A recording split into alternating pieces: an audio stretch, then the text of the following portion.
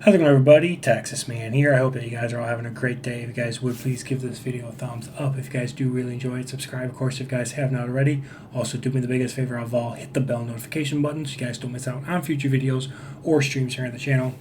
And as always, we're going to be talking positives and negatives, talking about a new movie from 2023, finally, titled The Equalizer 3. The film, of course, is rated R, and I wanted to let you guys know this is the supposed final chapter. It is supposed to be the conclusion of the Equalizer trilogy starring Denzel Washington, and we get to see him go up against this mafia mob in a paradise-like island in Italy, and that is the very simple premise of this entire film. I think the photography, the camera work for this film is top-notch. It's really great.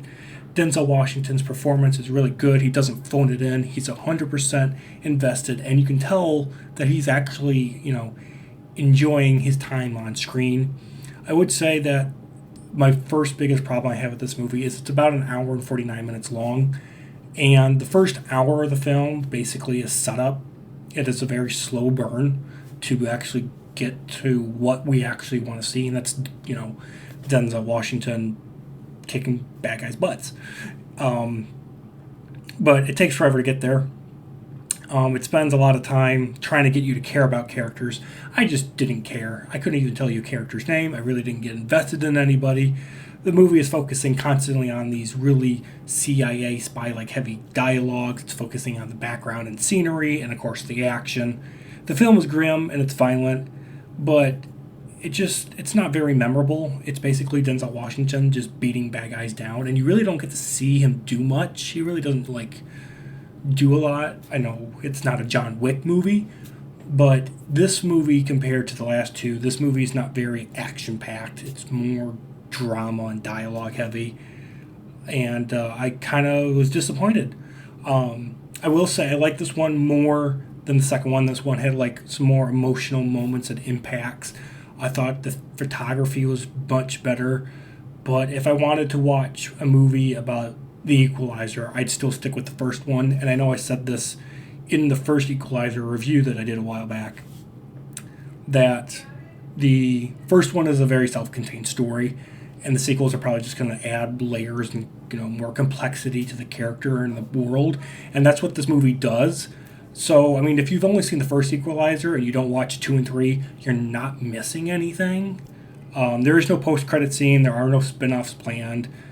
I don't want to go into spoilers of how the movie ends, but I think it ends on a very interesting way. They obviously could do more if they wish, but I think Denzel Washington wants to move on to other things, and I don't blame him for that. So, like I said, Equalizer 3, it's not as good as the first one. I believe I gave the first one an 8. I gave the second one a 6, and I'm going to have to give the Equalizer 3 here from 2023 a 7 out of 10. It was good. It was fun. I just wish we had more of, those slow-mo moments where Denzel Washington's character is planning out how he's going to kill every single guy in different and unique ways.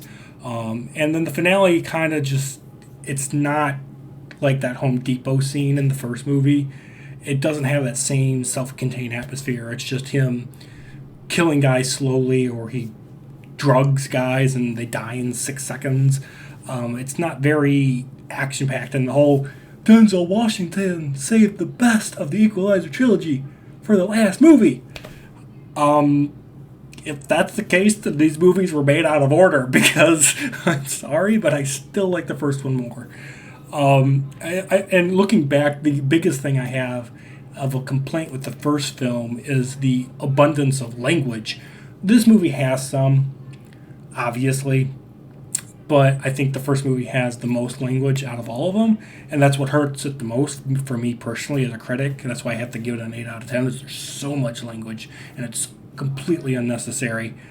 This movie has some, but it's not so much. This movie's more Equalizer family friendly compared to the first one, but I'm like, this is Equalizer. This isn't supposed to be kids. You're not supposed to be taking your 10-year-old to go see the Equalizer. This is for guys and people that want to go see Denzel Washington beat up some shit. And this film really didn't give me what I was looking for. So, like I said, Equalizer 3 gets a 7 out of 10. Thank you for watching, guys. Let me know if you guys agree or disagree with me in the comment section down below. Have a good one. Peace out.